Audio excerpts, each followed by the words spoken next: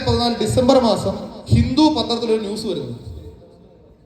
അന്നത്തെ കേന്ദ്രമന്ത്രിയായിരുന്ന രാംവിലാസ് പാസ്വാൻ അധ്യക്ഷനായ ഒരു മീറ്റിംഗിന്റെ പഠന റിപ്പോർട്ടാണ്. ആ റിപ്പോർട്ടിൽ പറയുന്നത് 2024 ആകുമ്പോഴേക്കും ഡയറക്ട് സെല്ലിംഗ് ഇൻഡസ്ട്രി ഇന്ത്യയിൽ 1,80,00,000 ചെറുപ്പക്കാർ, യുവതി-യുവാക്കൾ ഫുൾ ടൈം ചെയ്യുന്ന ഒരു ഇൻഡസ്ട്രിയായി മാറിയിരിക്കും. അതൊരു പഠന റിപ്പോർട്ടാണ്, ഒരു സ്റ്റേറ്റ്മെന്റ് ആണ്. ഇത് വായിച്ചപ്പോൾ വീണ്ടും എനിക്കൊരു 6 മാസമെങ്കിലും മുമ്പോട്ട് പോകാനുള്ള, അതായത് നിർത്തിയ വണ്ടി വീണ്ടും റീസ്റ്റാർട്ട് ചെയ്യാൻ തോന്നി. വീണ്ടും സ്റ്റാർട്ട് ചെയ്തു. പതുക്കെ ബിസിനസ് മുമ്പോട്ട് കൊണ്ടുപോയി. കറക്റ്റ് ശുഭാപ്തി വിശ്വാസത്തോടെ നമ്മൾ ചെയ്യുന്ന കാര്യങ്ങൾക്ക് ഒരുപക്ഷെ ദൈവം കൂട്ടുനിൽക്കും എന്ന് പറയുന്ന പോലെ കൃത്യം 6 മാസം കഴിഞ്ഞപ്പോൾ കേരള ഗവൺമെന്റ് ഡയറക്ട് സെല്ലിങ്ങിന് വേണ്ടി മാത്രം ഒരു ബില്ല് പാസ്സാക്കി. അന്ന് വരെ ഡയറക്ട് സെല്ലിങ്ങിനൂടെ നിയമമില്ല. നമ്മുടെ നാട്ടിലൊക്കെ 10-20 വർഷം മുമ്പ് ഇഷ്ടംപോലെ ആട്, തേക്ക്, മാഞ്ചിയും, മണി ചെയിനും മറ്റ് സ്കീമുകളും ഒക്കെ പോയി ഒത്തിരി ആൾക്കാരുടെ പണം നഷ്ടപ്പെട്ടിരുന്നു. അതുകൊണ്ട് തന്നെ ഇത്തരം ബിസിനസ്സുകളെ ഒരു സെക്കൻഡ് ക്ലാസ് ബിസിനസ് ആയിട്ടാണ് ഞാൻ പോലും തുടക്കത്തിൽ കരുതിയിരുന്നത്. പക്ഷേ ഈ നിയമനിർമ്മാണം നടക്കുകയും ഈ നിയമനിർമ്മാണത്തിന്റെ വാർത്തകൾ പത്രങ്ങളിലൂടെ വരികയും അതേ മാസം തന്നെ എലമെന്റ്സിന്റെ ബ്രാൻഡ് ലോഞ്ച് ചെയ്യുകയും DB അനന്തനാരായണ സാറിനെ പോലെയുള്ള വലിയ സയന്റിസ്റ്റുകൾ, കാര്യം എൻ്റെ ബ്രദർ പഴയ ഒരു ആയുർവേദ കമ്പനിയായ SD ഫാർമസി എന്ന ഒരു കമ്പനിയിൽ 2 വർഷം വർക്ക് ചെയ്തിരുന്നു. അതുകൊണ്ട് തന്നെ അദ്ദേഹത്തെ DB അനന്തനാരായണൻ എന്ന വലിയ സയന്റിസ്റ്റിനെ കുറിച്ച് അദ്ദേഹത്തിന് അറിയാമായിരുന്നു. ഞങ്ങൾ വിശദമായിട്ട് ഇന്റർനെറ്റിൽ പരതിയപ്പോൾ ഇന്ന് ഇന്ത്യയിൽ ജീവിച്ചിരിക്കുന്നതിൽ ഏറ്റവും എക്സ്പീരിയൻസ് ഉള്ള, കഴിവുള്ള, തെളിയിക്കപ്പെട്ടൊരു സയന്റിസ്റ്റാണ് അദ്ദേഹം എന്ന് ബോധ്യപ്പെടുകയും അങ്ങനെ ഒരു സയന്റിസ്റ്റ് എലമെന്റ്സ് ലോഞ്ച് ചെയ്തു. 15 എലമെന്റ്സ് ലോഞ്ച് ചെയ്തു.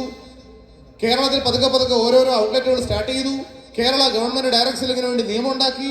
കേരളത്തിലെ ട്രേഡ് യൂണിയൻ രംഗത്ത് ശക്തമായി പ്രവർത്തിക്കാൻ തുടങ്ങി. ഇതോടുകൂടി ഈ ബിസിനസ് ഒരു ഫുൾ ടൈം കരിയറായി ചെയ്യാൻ ഞാൻ തുനിഞ്ഞിറങ്ങി, അല്ലെങ്കിൽ വീട്ടിൽ നിന്ന് ഫുൾ ടൈം ആയിട്ട് ഇറങ്ങി.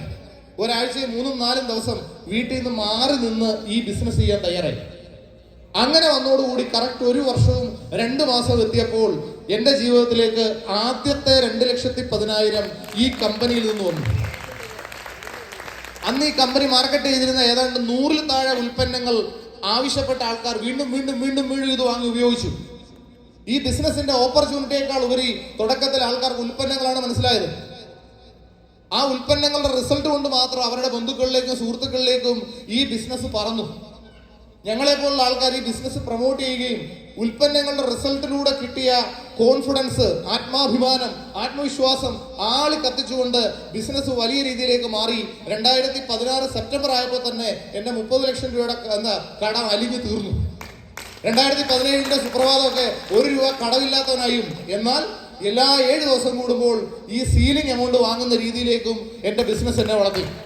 2017-ലും 18-ലും 19-ലും 20-ലും ഒക്കെ എല്ലാ 7 ദിവസം കൂടുമ്പോൾ ഈ വരുമാനം വന്നുകൊണ്ടിരുന്നു. അതിൽ ഒരു വലിയ തിരിച്ചടി ലോകത്തെ മുഴുവൻ പിടിച്ചു കുലുക്കിയ ഒരു പാൻഡമിക് സിറ്റുവേഷനിലൂടെ നമ്മൾ കടന്നുപോയി. 2020 മാർച്ച് 23-ന് ഇന്ത്യയിൽ മുഴുവൻ ലോക്ക്ഡൗൺ ആയി. വീട്ടിൽ നിന്ന് പുറത്തിറങ്ങാൻ പറ്റാത്ത സിറ്റുവേഷൻ എനിക്ക് നിങ്ങൾക്ക് ഉണ്ടായി. ഇന്ത്യയിലെ കോടിക്കണക്കിന് രൂപ, ലോകത്തെ ലക്ഷക്കണക്കിന് കോടിക്കണക്കിന് ഇൻവെസ്റ്റ് ചെയ്ത ആൾക്കാരുടെ ബിസിനസ് എല്ലാം തകർന്ന് തരിപ്പണമായി.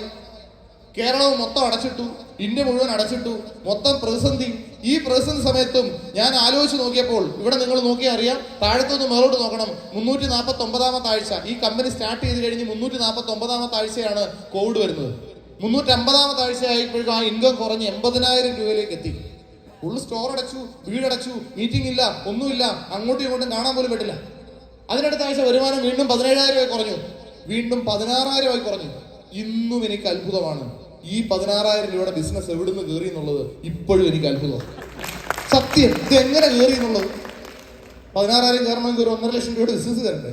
ഇത് എവിടുന്ന് വന്നു ഇപ്പോഴും എനിക്ക് അത്ഭുതം. ഇതുവരെ കണ്ടെത്തിയിട്ടില്ല, എത്ര വർഷം കഴിഞ്ഞു. അങ്ങനെ ഇത്രയും ആയി കഴിഞ്ഞപ്പോഴത്തേക്കും നമ്മുടെ ബഹുമാനപ്പെട്ട മുഖ്യമന്ത്രി TV-യിൽ വന്നിട്ട് പറഞ്ഞു, അവശ്യ വസ്തുക്കൾ വിൽക്കുന്ന കട ആഴ്ചയിൽ 2 ദിവസം തുറക്കാം. അപ്പോഴാ ഒന്നാന്തര അവശ്യ വസ്തുവാണ് നമ്മുടെ കവച് പ്രാശ് എന്ന ഒരു പ്രൊഡക്റ്റ്. ആ ഒരൊറ്റ പ്രൊഡക്റ്റിലാണ് ബിസിനസ് അവിടുന്ന് കയറി തുടങ്ങിയത്. ഈ കവച് പ്രാശ് എന്ന പ്രൊഡക്റ്റ് ഇമ്മ്യൂണിറ്റി കൂട്ടാൻ നല്ലതാണ് എന്ന് തിരിച്ചറിഞ്ഞ ആളുകൾ ഈ പ്രൊഡക്റ്റ് വാങ്ങാൻ തുടങ്ങി. ഷോപ്പ് തുറന്ന ആദ്യത്തെ ആഴ്ച തന്നെ എൻ്റെ വരുമാനം 51,000 കൂടി. തൊട്ടടുത്ത ആഴ്ച 74,000, 1-2, 1-21. അതായത് ആഴ്ചയിൽ 2 ദിവസം ഷോപ്പ് തുറക്കാൻ തുടങ്ങിയപ്പോൾ തന്നെ 4-ാമത്തെ ആഴ്ച കഴിഞ്ഞോടുകൂടി 2,10,000 റെഗുലറായി വരാൻ തുടങ്ങി. 2017, 2020, 21, 22, 23, ഇപ്പം നമ്മൾ നടക്കുന്നത് 24-ലാണ്. ഈ കഴിഞ്ഞ 7 വർഷത്തിൽ വെറും 7 ആഴ്ച മാത്രമാണ് 2,10,000 താഴെ പോയിട്ടുള്ളത്. അതും കോവിഡ് വന്ന കാരണം. ഇങ്ങനെ ഇൻകം കിട്ടുന്ന ഒരു ബിസിനസ്സായിരുന്നു. ഒരു പക്ഷേ ഈ മീറ്റിംഗ് ആദ്യമായി കേൾക്കുന്ന ആൾക്കാർ ഒരു ചെറിയ ശതമാനം ആൾക്കാരെങ്കിലും വിചാരിക്കും ഇതിലൂടെ വലിയ പൈസ കിട്ടും എന്നൊക്കെ പറഞ്ഞ് ഞങ്ങൾ ഇൻഡ്യൂസ് ചെയ്യാനുള്ള ശ്രമമാണ്. ഇൻഡ്യൂസ് എന്ന് പറഞ്ഞാൽ പ്രലോഭിപ്പിക്കാനുള്ള ശ്രമമാണ്. ഞാൻ ഒരു കാര്യം കൂടെ തുറന്നു പറയാം. ഈ കഴിഞ്ഞ 10 വർഷത്തിൽ ആദ്യത്തെ ഒരു 5 വർഷം എൻ്റെ മക്കളെ നോക്കുന്നതിനേക്കാൾ കൂടുതൽ ഞാൻ മൈലേജ് തന്നെ നോക്കിയിട്ടുണ്ട്.